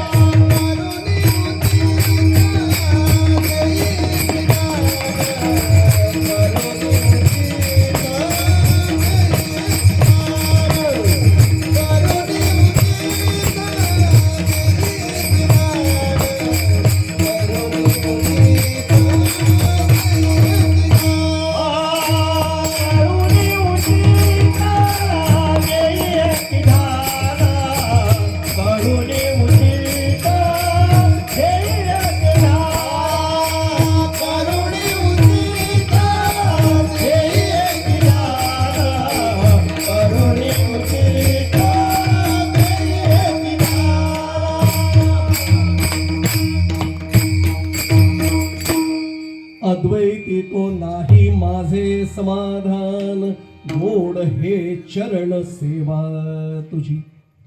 अद्वैतात समाधान नाही, मग समाधान कशात आहे? तुकोबा उत्तरार्धात, त्या चरणाच्या उत्तरार्धात उत्तर देत आहे की देवा गोड हे चरण सेवा तुझी. एक सांगू आपल्याला, एखादी गोष्ट चांगली मिळणार असेल तर मागच्या गोष्टीत कोणी समाधान नाही मानत. अद्वैतामध्ये का नाही समाधान? तर तुझ्या चरण सेवेत आम्हाला समाधान आहे. मी अगदी सोपं करून सांगतो, चला. फार गमतीशीर उदाहरण आहे आणि हाही जे वारीला नेहमी जातात त्यांना कल्पना आहे. फडावरचा दृष्टांत आहे बरं का. फडावरचा दृष्टांत म्हटल्यानंतर जे वारकरी बंधू आहेत त्यांना लगेच लक्षात येईल, फडावरचा दृष्टांतच वेगळा असतो आणि तो तिथे धमाल असते सगळी. म्हणजे मी ते नेहमी सांगतो, वरनं रिमझिम रिमझिम पाऊस असतो, खाली थोडा ओल असतो, पण कोणाचं लक्ष नसतो. घरी खुर्ची साफ केल्याशिवाय न बसणारा माणूस धोत्रावर बिंदास खाली बसतो की नाही बघा तिथे वारीमध्ये, काही वाटत नाही काही. दृष्टांत असा आहे की एक छोटंसं गाव होतं आणि त्या गावामध्ये सगळ्यांची इच्छा अशी होती की बाकीच्या गावांमध्ये भागवत सप्ताह होतो, आपल्या गावात पण भागवत सप्ताह झाला पाहिजे. आता इच्छा काय वाईट आहे का? भागवत सप्ताह आमच्या गावात व्हावा, काही इच्छा वाईट नाही. पण सगळ्यांनी विचार केला की वर्गणी काढूया, पण खर्च किती येतो? मग एक दोन जे गावकरी होते बाजूचे त्यांना बोलवून आणलं, किती खर्च येतो? 7 दिवस मंडपाचा खर्च, सगळ्यांच्या महाप्रसादाचा खर्च, कीर्तन 7 दिवस आहे, हरिपाठ 7 दिवस होणार आहे, सगळा खर्च सगळा बघितला आणि मृदुंग मणींपासून सगळ्यांचं एवढा एवढा खर्च आहे. चेहरेच पडले. ते म्हटले आपलं गाव बारीक आहे आणि सगळे बिचारे इतके साधे शेतकरी होते की एवढी वर्गणी नाही जमणार. आणि गावातल्या एकाने सांगितलं की आपल्या गावचा सप्ताह तर आपण बाहेर नाही वर्गणी मागायची, आपल्या गावात जेव्हा जमेल तेव्हा करू. भले आता वर्गणी काढत राहू, 2 वर्षांनी करू, 3 वर्षांनी करू, पण काय आश्चर्य असेल, भगवंताची इच्छा असेल ना, काय होईल माहित नाही हो. ते शेवटी म्हणतात ना, चाले हे शरीर कोणाचे हे सत्य, कोण बोलवे ते हरिविण. त्याच्या मनात एकदा आलं ना, त्याच्या सत्तेत बसले तो करून घेणार. त्याने एका सावकार जे गावामध्ये होते, फार प्रचंड संपत्ती असलेले सावकार, आयुष्यात कधीही मंदिरात दर्शनालाही यायचे नाहीत. पत्नी त्यांची प्रचंड धार्मिक, प्रचंड धार्मिक. त्यांना काय वाटलं कोणास ठाऊक, त्यांनी बायकोला सांगितलं, ते कोण 3-4 जण प्रयत्न करत होते, ते बैठक त्यांची झाली, मला कानावर आहे, तू ओळखते का त्यांना, जरा बोलव त्यांना. सगळ्यांना जरा घाबरले सगळे. सावकारांनी बोलवले, सकाळी सकाळी बोलवलं त्यांना, बसा म्हणले. काय भागवत सप्ताहाचा विचार चाललाय? शेठ चाललाय विचार, पण जमेल तेव्हा. का जमेल तेव्हा काय म्हणले? तरी कागदच पुढे ठेवलाय. शेठ एवढा एवढा खर्च आहे, आपल्या गावाची पण वेडे आहेत का म्हणले? मी उगाच बोलवले का तुम्हाला? जेवढा खर्च आहे ना तो सगळा मी करणार आहे, भागवत सप्ताह करा. फक्त एक काम करा, जुन्या काळची गोष्ट म्हणजे जवळ एक 80-90 वर्ष झाली असेल, त्यावेळी काही गाड्या घोड्या काही नव्हते जास्त. एकच कीर्तनकार बोलवा, एकच हरिपाठाचं सगळे मंडळी ठेवा, त्याला सगळ्यांची राहण्याची व्यवस्था, जेवणाची व्यवस्था मी करतो. कीर्तनकार 10 वेळा बदलू नका, तिथेच ठेवा. त्याला राहायला माझ्या महालात देतो एक जागा, एक खोली. त्याला सगळं केलं आणि पहिल्याच कीर्तनाला सगळ्यांनी सांगितलं, शेठ या ना. ते वीणापूजनाला वगैरे आले, भागवत पूजनाला आले, ग्रंथपूजन केलं. ते म्हटलं मला काय सवय नाही, मी बसणार नाही, माझी बायको बसेल. पण सगळ्यांनी आग्रह केला, महाराज रात्री कीर्तनाने सांगत होते दिवसाची, त्या कार्यक्रमात ते म्हटले पहाटे के तुमच्यासारखं मी 4:30-5 ला काकडाला येणार नाही. आयुष्यात कधी मी पहाटे 4:30 वाजता हे कधी बघितलेलंच नाही. तुमच्या काकडाला मी कशाला येऊ म्हटले. पैसे वगैरे सगळे कमी पडले तर मी देईन, पण मला काकड्याचा आग्रह करू नका. आणि ज्यांना नाही सवय ते नाही येऊ शकत विचार. आणि ज्यांना सवय आहे ना, ते रात्री पहाटे 3 ला दुसरा एखादा सप्ताहाचा कार्यक्रम येऊ देत, पहाटे 3 ला घरी गेले तरी 4:30 ला पुन्हा मंदिरात हजर असतात. आपल्याला माहिती आहे सर्वांना, ते नाही स्वस्त बसता येतो. मी एवढ्यासाठी सांगतो की ते सावकार म्हटले की हो नका आग्रह करू. नाही नाही शेठ आमची इच्छा म्हणून, ठीक आहे म्हटलं येतो. आणि ते आले, त्यांना गादी वगैरे बसायला दिली छानपैकी. शेठ आहेत, सगळा खर्च त्यांनीच केलाय. खांबाला टेकूनच बसले ते. आणि बुवांच्या काळात, महाराजांच्या काळात विडा आला, रामकृष्ण हरी सुरू झालं आणि रूप पाहता लोचनी एक चरण झाला आणि त्याने असं पटकन पाहिलं. तुमचं नाही बरं का काही, मी आपलं सहज सांगते. सिस्टीमवाल्यांकडे त्यांनी पाहिलं. सिस्टीमवाले सांगतात महाराज आमचं काय नाही. नाही आवाज येतोय म्हणले, आमचं काही नाही म्हणले. पुन्हा आपलं पुढे झालं, बहुत सुकृत आहे ते म्हणले, येतोय आवाज. त्यांनी शेवटी खूण केली, महाराज माईक मधला आवाज नाही, समोर बघा. आणि समोर आपल्या लक्षात आलं ते शेठ जे बसले होते ते मस्त घोरत होते. आता हे अस्वस्थ, बरं कीर्तनकार जरा अस्वस्थ झाले की स्पष्ट वक्ते असतात, थोडे बोलतात, संप्रदायातले तरी असतात, ते काही बोलणार तेवढ्या संयोजकांपैकी महाराज बोलू नका, तुम्ही ज्यांच्या घरात उतरलात ना ती व्यवस्था यांची आहे. हा मंडप दिसतोय, हा पखवाज दिसतोय, तुमची बिदागी त्यांच्याकडनं. आता कीर्तनकार गप्प बसलो, जाऊ दे म्हणतो, आताशी पहिलाच दिवस आहे, अजून 7 दिवस कीर्तन करून नाही पाकिट मिळालं तर. मी एक पुढे जाण्यापूर्वी सांगू, मी मगाशीच म्हटलं, तुका म्हणे सत्य सांगे येऊ तर रागे येते. ते आमच्या कीर्तनाला नामदेव कीर्तन करी ते पुढे देव, आमच्या कीर्तनात अनुभवच येत नाही तो. कारण तरी कीर्तनाचे नटनाचे नाशिले व्यवसाय प्रायश्चित्ताचे, ते नामची नाही पापाचे ऐसे केले, हे जे माऊली म्हणाले, अशी कीर्तन सेवा आमच्याकडनं कुठे होते. आम्हाला विचारलं कीर्तन का करायचं, काय नाही, जाण्या येण्याचा खर्च, बिदागीचं पाकिट मिळतं म्हणून कीर्तन करतोय. मग आमच्या कीर्तनात कशाला पांडुरंग येतील. पांडुरंग नावाचे श्रोते आले तरी आम्हाला बरं वाटतं, ते आले बाबा. मी काय म्हटलं लक्षात आलं, आमची तेवढीच योग्यता आहे, याच्याकडे बघून आमची की सेवा आहे तर काय होणार, तेच परिणाम मिळणार आहे. मी काय म्हटलं पण नीट लक्षात घ्या. आता त्यांनी सांगितल्यावर कीर्तनकार गप्प. पहिला दिवस गेला, दुसरा अस्वस्थ व्हायचं, बरोबर रूप पाहता लोचनीच्या दुसऱ्या चरणापासून घुरुर घुरुर आवाजच सुरू होतो शेवटपर्यंत. कीर्तनकार तिसऱ्या दिवशी हुशार, त्यांनी पाहिलं त्यांचा नातू रोज यायचा, असा छोटासा नातू त्यांचा 2-2.5 वर्षाचा.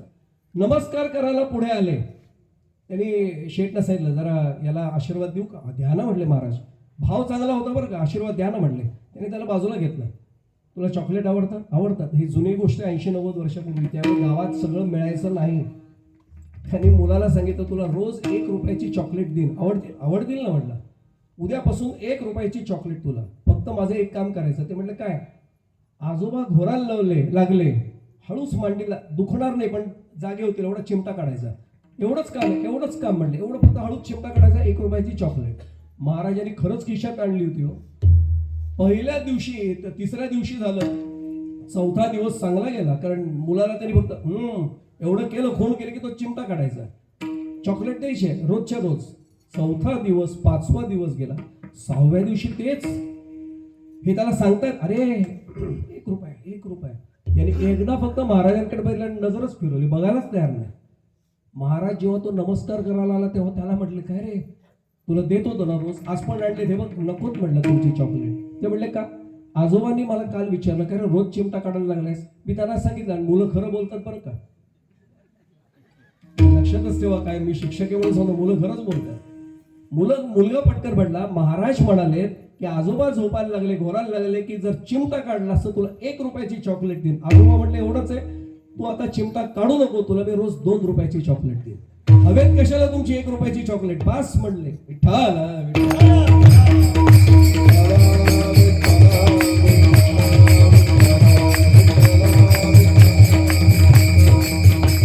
आता लक्षात आलं, 1 रुपयाच्या चॉकलेट पेक्षा 2 रुपयाची चॉकलेट चांगली आहे, हे लहान मुलाला कळतं.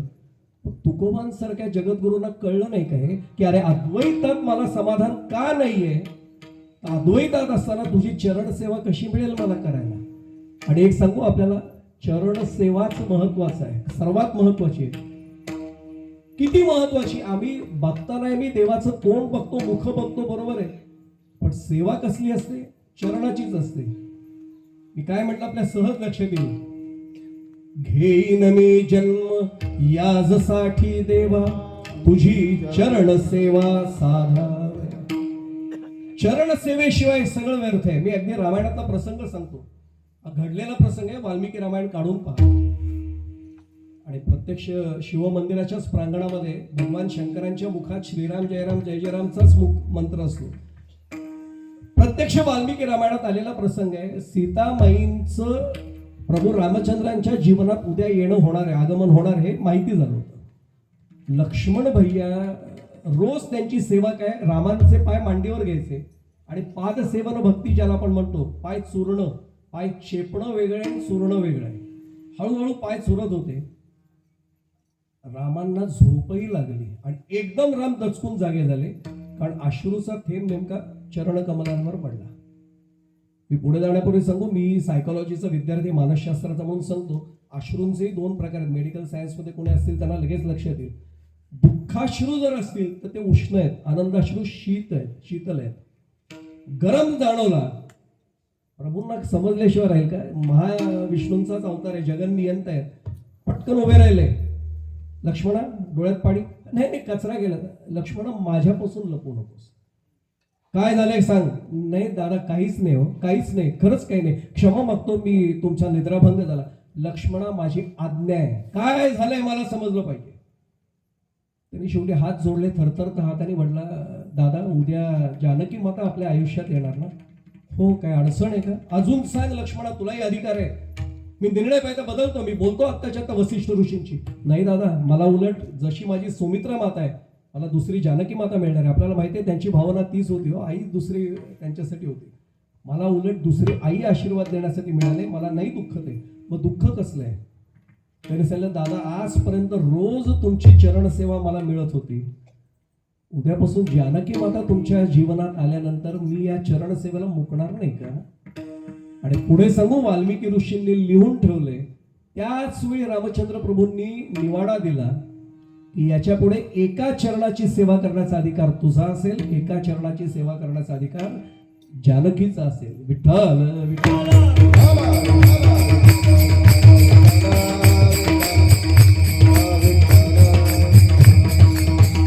म्हणून गोड हे चरण सेवा तुझी. इथपर्यंत आपल्याला कळलं की अद्वैतात समाधान का नाहीये, तर चरण सेवेमध्ये समाधान निश्चित आहे.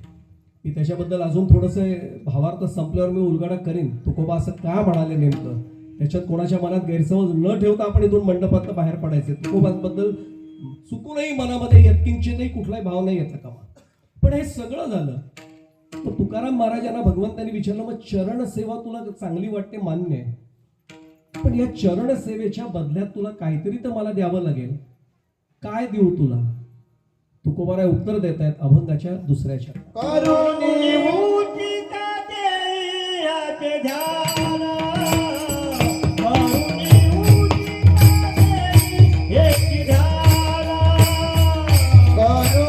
उचित देयाचे ध्यान, करुणी उचित देयाचे दान, करुणी उचित देयाचे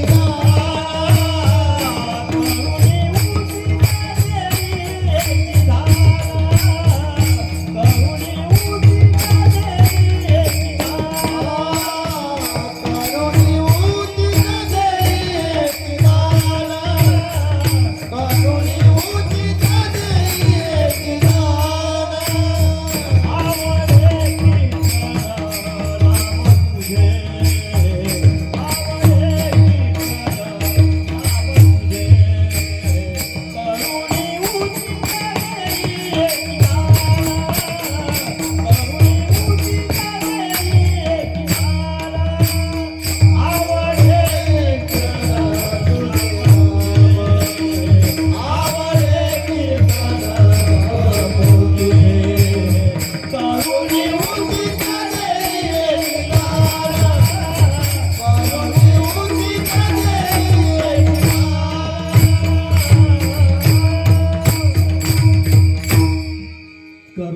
उचित देई हे चिदान, आवडे कीर्तन नाम तुझे. देवा देणारच असशील ना, ते एकच दान दे मला, तुझं कीर्तन आणि तुझं नाम. मला थोडासा उलगडा इथे करायचा आहे. खरं तर कीर्तन आणि नाम याच्यात आपण संप्रदायात फार फरक नाही मानत. कारण नाम संकीर्तन साधन पै सोपे, जळतील पापे जन्मांतरीची. पण कीर्तनाचे जे प्रकार आहेत त्याच्यात लीला संकीर्तन आहे, गुण संकीर्तन आहे, स्वरूप संकीर्तन आहे आणि नाम संकीर्तन आहे. तुकोबा कुठलं प्रमाण मागतायत, कुठलं दान मागतायत? कीर्तन नाम. अगदी स्पष्ट. आणि सांगू, तुकोबांकडे कधीच असं संमिश्र संभ्रमावस्था कधी नसते. हेची दान, हेची थोर भक्ती आवडते, हेची म्हटलंय बघा. सायन्समध्ये मॅथ्समध्ये आपल्याला कल्पना आहे, वन अँड ओनली वन अशी संकल्पना असते की एक आणि एकच रेषा, तिथे दुसरा पर्याय नाही. करुणी उचित देई हेची दान, आवडे कीर्तन नाम तुझे. मला तुझ्या कीर्तनाची नामाची आवड दे, पण त्याच्या आधीचा भाग जास्त महत्वाचा आहे. तसंच देऊ नकोस. करुणी उचित देई हेची दान. या उचित शब्दाचे परमार्थात दोन अर्थ आहेत. माझी वेळ खूप मला कमी उरलाय, पण तर मी बरोबर सांगतो थोडं. उचित करणं याचा अर्थ योग्य करणं एक भाग, आणि उचित ते करा भाव जाणून म्हणजे मला करा एक उचितच करा, पण माझा भाव आधी समजून घ्या आणि तसं मला उचित करा. एक सांगू, उचित जर नसतं केलं आपल्याला तर मिळालेली गोष्ट उपयोगी नाही पडत. एखादी गोष्ट मिळाली आणि ती कळली नाही, उपयोग होतो का? मी सोपं करून सांगतो उदाहरण, चला दृष्टांत देतो. सुदैवाने मी खूप भाग्यवान आहे, आपण खूप उत्साहाने ऐकताय सगळं, पण तरी कोणाला जर असं वाटलं थोडी झोप येते का, झोप उडेल आपण, एक दृष्टांतच ऐका. एक अत्यंत श्रीमंत घरातली एकुलती एक मुलगी आणि तिचं लग्न ठरतं. आईला असं वाटतं की आपल्या मुलीला सालंकृत कन्यादान करून पाठवावं, भरपूर काही द्यावं, तिच्या संसाराला मदत करावी. काही आपल्याकडे कमी नाही, भगवत कृपा भरपूर आहे. योगायोगाने तिचा विवाह ज्या मुलाशी ठरलेला असतो तोही एकुलता एक असतो आणि त्याच्याकडे यांच्याही पेक्षा अधिक गर्भ श्रीमंती असते, प्रचंड श्रीमंती. नुसती श्रीमंती असून उपयोग नाही बरं का, स्वभाव फार महत्वाचा आहे. कितीही असलं तरी हवंय असं वाटणं. फक्त तुकोबारायांनी म्हणावं, कृतकृत्य झालं, इच्छा केली ते पावलं. आमचे नाही ना होत कधी, आम्हाला हे पण हवंय ते पण हवंय, ते पण हवंय आणि हे पण हवंय, संपतच नाही ना आमचं. मी काय म्हणतो आपल्या लक्षात आलं असेल, घडलं असं की मुलीच्या आईने त्या बैठकीमध्ये, तेव्हा बैठकीला बसले, वडिलांनी आधीच सांगितलं, मुलाच्या वडिलांनी, हे बघा बैठकीत बाकी काही बोलायचं नाही. मी एक सांगू तुम्हाला, इथे जे विशेषतः माता भगिनींपेक्षा माझे बंधू आणि पुरुष वर्ग जे बसलेत ना, पितृवर्ग, त्यांना लक्ष देईल, बैठकीला आपल्या मुलामुलीच्या बसणं फार सोपं आहे, पण दुसऱ्यांच्याकडे बसणं ना मोठं दडपण असतं. एक जरी शब्द बाहेर पडला ना तर तो आयुष्यभर ऐकायला लागतो. तुम्ही बोलला होता तसं. मी काय म्हटलं लक्षात आलं असेल, ज्याने ज्याने बैठक आयोजित केली किंवा बसले त्यांना कल्पना आहे, जबाबदारी असते मोठी. मुलाच्या वडिलांनी आधीच सांगितलं, हे बघा बैठक म्हणजे फक्त तारीख मुहूर्त एवढंच फक्त सांगण्यासाठी, हळद पिंजर लावायची, काम संपलं. असं म्हणतात की मुलगी आणि नारळ फक्त द्या, तुम्ही नारळही देऊ नका, उलट तुमच्याकडचं आम्ही लुटतोय, आमच्या घरी गृहलक्ष्मी येणार आहे, तुमच्या घरात ते लक्ष्मी उलट आमच्याकडे येणार आहे, अजून काय देताय म्हणे, काही देऊ नका. आणि मनापासून सांगतोय, खरंच काही देऊ नका. तरी सुद्धा मुलीची आई सारखं सांगते त्या मुलाच्या आईला, पण काहीतरी मागा ना, वेणबाई काहीतरी मागा, काहीतरी मागा. 3 वेळा झालं, शेवटी त्या एवढंच म्हणल्यावर माझ्या शब्दाची काही किंमत आहे की नाही. 3 वेळा मी सांगते काहीतरी मागा मागा मागा.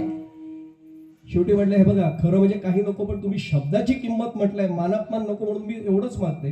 खरं म्हणजे काही नाहीये, भगवत कृपेने सगळं मिळालंय. पण माझं 16व्या वर्षी लग्न झालं होतं. संसारात भरपूर काही असा चौसोपी वाडा होता बरं का, त्यांचा वाडा चौसोपी, ज्यांनी पाहिला त्यांना कळेल. एक फाटक, आतमध्ये सगळं यांचीच प्रॉपर्टी, सगळी 1+1 असं सगळं बांधलेलं, समोर अंगण यांचंच. त्यांनी सांगितलं, माझं 16व्या वर्षी लग्न झालं त्यावेळी माझा पाणी तापवण्याचा बंब घ्यायचं स्वप्न राहून गेलंय. तेवढा फक्त बंब द्या. तो तर देऊ, दागिना मागा काहीतरी म्हणे, बंब नाही, बस तेवढं तुम्ही मागा म्हटलं तर शब्दाची किंमत म्हणून मला बंब द्या.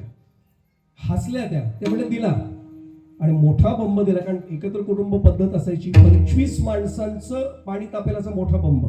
आता ज्याने पाणी तापवण्याचा बंब पाहायला नाही, या नवीन पिढीला नाही कळणार, पण कारण त्यांना गिझर हीटर हेच माहिती आहे. पण माझ्या घरी होता, म्हणजे ज्यांना वापरलाय त्यांना कल्पना आहे. तो तांब्याचा बंब असतो बघा, त्याला खाली लाकूड किंवा कोळसा वगैरे काही टाकायचं, इथे धुराड असतं, ती पाण्याची टाकी असते, सगळं घेतलं. यांनी ते लग्न झाल्याबरोबर विहीणबाईंनी या म्हणजे मुलाच्या आईने एवढंच सांगितलं, बाकी सगळं तुम्ही तुमच्याकडे ठेवा, बंब माझ्या दारासमोर ठेवा, सकाळी उद्घाटन मी करणार आहे. माझं स्वप्न आज पूर्ण झालं म्हणे. आणि ते बंब त्यांच्या दाराशीच ठेवला होता. जुन्या काळची गोष्ट आहे बरं का, मुद्दाम माता भगिनींकडे बघून सांगतो, जुन्या काळची गोष्ट आहे, विश्वास ठेवा. सुनबाई उठायच्या आज सासूबाई उठल्या 4:30 वाजता. का, आता बंब मला उद्घाटन करायचंय आणि पाणी तापवत आहेत, पाणी तापेच ना, अख्ख्या अंगणामध्ये पाण्याचं तळ व्हायची वेळ आली. वैतागल्या. कधी सुनबाई उठते असं झालं. 6 वाजता सुनबाईच्या घराचा दरवाजा उघडला, एकाच वाड्यामध्ये सगळे राहत होते, दरवाजा उघडला, समोर सासूबाई. पटकन पदर डोक्यावर घेतला, सासूबाई नमस्कार राहू देत, मी मागितलं होतं खरं काही, तुझ्या आईने आग्रह केला ना, मागा मागा मागा, मी म्हणून मागितलं फक्त की मला पाणी तापवण्याचा बंब द्या. अरे देऊन द्यायचा तर चांगला तरी त्याचा फुटका गळका बंब दिला. ती म्हणले, आईसाहेब काय बोलताय, आत्याबाई असा फुटका बंब नाहीये, चांगला बंब आहे. काय चांगला बंब आहे, हात कसं पाणी वाहत आहे सगळं. कसा वापरला, आता तिने वापरला कधी नव्हता आधीच, तिला माहितीच नाहीये. तिने कळशी घेऊन दाखवली आणि त्या धुराड्यात पाणी होतं. काय होईल, ते पाणी वाहतच जाणार आहे, तापणार आहे कशाला. बंब मिळाला, मी त्या बंबाचं नाही सांगते, माझ्याकडे बघा बंब मिळालाय, पण तो कसा वापरायचा कळलं नाही. म्हणून तुकोबराय सांगतात की नुसतं देऊ नकोस ते दान, आधी मला उचित कर आणि मग मला तुझं कीर्तन आणि नाम आवडेल असं दान मला दे. मग नेमकं काय समाधान मिळेल. तुकोबा सांगतात अभंगाचा 3रा श्लोक. देव भक्त परसुखाचा सोहळा, देव भक्त परसुखाचा सोहळा, परसुखाचा सोहळा,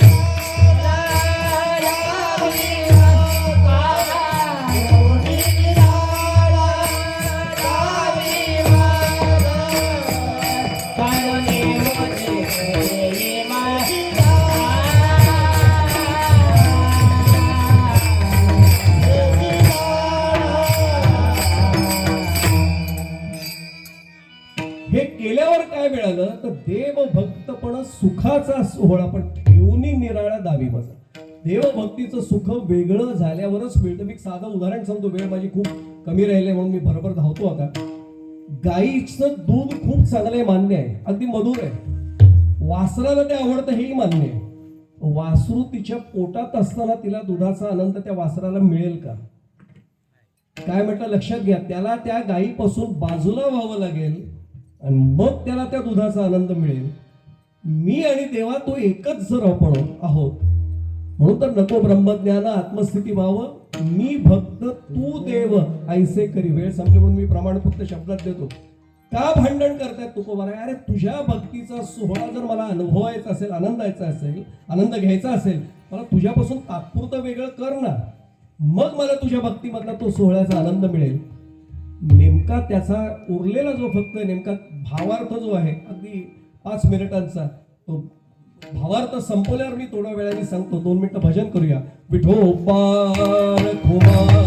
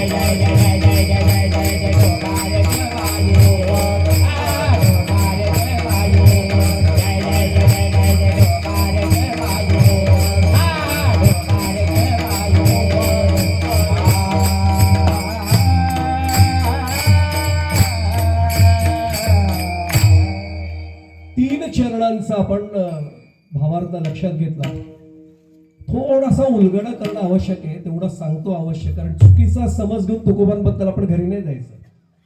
मगाशीच प्रश्न उपस्थित केला की तुकोबा संप्रदायापेक्षा वेगळं मागणं मागतात का? तुकोबा म्हणाले अद्वैती तो नाही माझे समाधान, म्हणजे संप्रदायापेक्षा वेगळं मागणं मागतात का? देवा तुझ्यापेक्षा मला वेगळं व्हायचंय असं म्हणतात का? याला परमार्थामध्ये कल्पित द्वैत असा शब्द आहे. कल्पित द्वैत, तात्पुरतं फक्त द्वैत मानायचं, मी बाजूला होणार, तुझी पूजा करणार, बाकी तर माहिती आपल्याला असं काय, तुकिता तोळणेसी ब्रह्म तुकासे आले म्हणून रामेश्वरी चरणे मस्तके. तुकाराम महाराज आणि परब्रह्म वेगळे नाहीच आहेत, पण देवपूजेचा आनंद केव्हा मिळेल? तो तात्पुरतं वेगळे होण्यानेच मिळेल. जसं आता उदाहरण दिलं की गायीपासून जेव्हा वासरू वेगळं होतं तेव्हा दुधाचा आनंद मिळेल, तसा देवपूजेचा आनंद तात्पुरतं वेगळं होण्यामध्ये आहे. एवढाच फक्त भाग आहे. खूप बोलण्यासारखं आहे खरं तर, माझी वेळ घड्याळ मला सारखी खोडावते म्हणून मी फार काय बोलणार नाही, फक्त एकच सांगतो जाता जाता, हे सगळं सत्य असलं तरी तुकाराम महाराजांचं मागणं आणि माझं मागण्यातला फरक जाता जाता सांगतो आणि मग थांबतो. मी देवाला म्हटलं असं, देवा एवढी भक्ती केली, काहीतरी दे लगेच. तुकाराम महाराज अशा घाईचं नाही मागणं मागत आहे, त्यांनी मागाच मला द्याच असं नाही म्हणत आहेत, ते मागतायत कसं? अभंगाचा अंतिम चरण. तुका माने आय तुझे सकळ, तुका माने आय तुझे सकळ.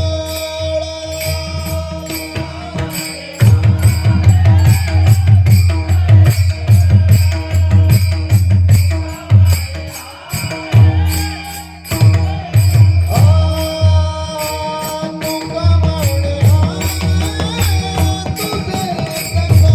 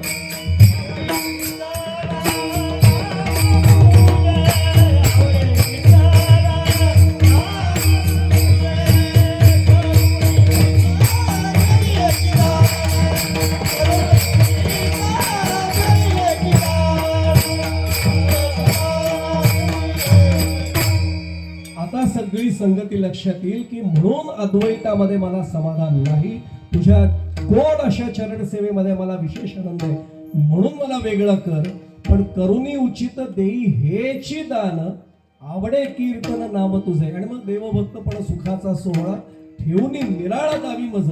आणि अंतिम चरणामध्ये म्हणतात तुका म्हणे तुझे आहे हे सगळं कोण्या एकेकाळे देईन, कधीतरी मला हे दे.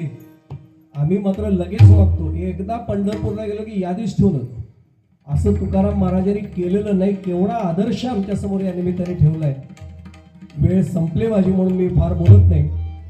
मी माझ्या मनातल्या भावना आपल्या सर्वांच्या साक्षीने गादीवरनं शिव मंदिराच्या प्रांगणामध्ये व्यक्त करतो. जे आळंदीशी संबंधित आहेत त्यांच्या लक्षात येईल मी काय म्हणतो ते. आता मी शेलूत कीर्तनाला उभा होतो असं मला वाटलं नाही. मी आळंदीमध्ये उभारून आता कीर्तन सेवा केली असंच मला वाटतं. आणि यासाठी सगळ्या जणांना माझा अगदी ज्याला आपण काय म्हणू वंदनयुक्त गौरव मी आपल्या सर्वांचा करतो. सर्व ग्रामस्थ ज्यांनी ज्यांनी या उत्सवासाठी तन मन धनाने मदत केली या सगळ्यांच्या चरणी नतमस्तक होतो. आपण सर्व देवतुल्य मायबाप श्रोते, माझे सर्व गायनाचार्य, सातकरी, टाळकरी, मृदुंगमणी, संवादिनी वादक, विणेकरी आणि सर्वच आपण कृतीने शक्य नसत तरी आपल्या सर्वांच्या चरणी साष्टांग प्रणिपात करतो. मनाने भावनेने हा नमस्कार आपण स्वीकारा. कृपावंत व्हा आणि आशीर्वादाचे दोन्ही हात माझ्या मस्तकावर कायम ठेवा. पुन्हा एकदा सर्व संयोजकांच्या चरणी नतमस्तक होतो. झालेली सेवा भगवान शंकरांच्या, माऊलींच्या, तुकोबारायांच्या आणि पंढरीनाथ भगवंताच्या चरणी समर्पित करतो. इथेच वाणीला पूर्ण करतो. ज्ञानेश्वर माऊली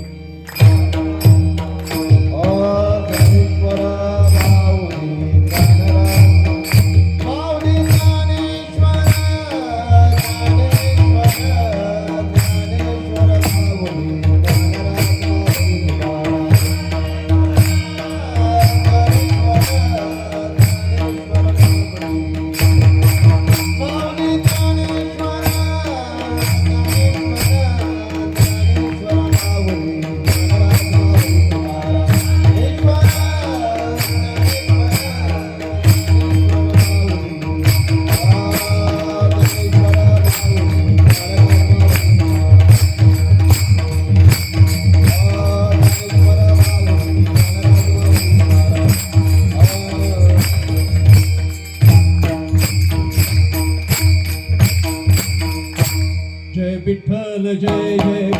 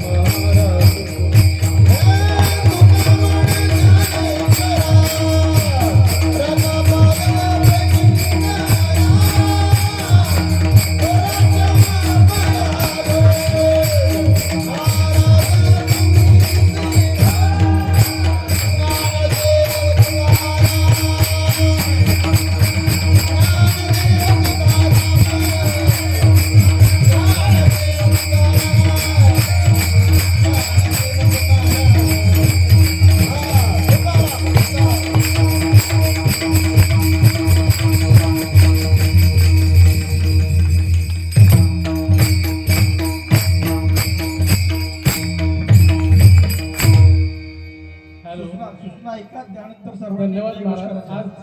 आजची सेवा आपल्या रायगडचे भूषण हरिभक्त परायण श्रीराम महाराज पुरोहित यांनी खरोखरच तब्येत बरी नसताना सुद्धा अतिशय सुश्राव्य अशी कीर्तन सेवा या ठिकाणी केली. ग्रामस्थ मंडळ आपला आभारी आहे. जरा मंडळी लक्षात ठेवा, उद्याचं कीर्तन उद्या आपल्या हरिनाम सोहळ्याची सांगता होणार आहे. उद्या सकाळी ठीक 10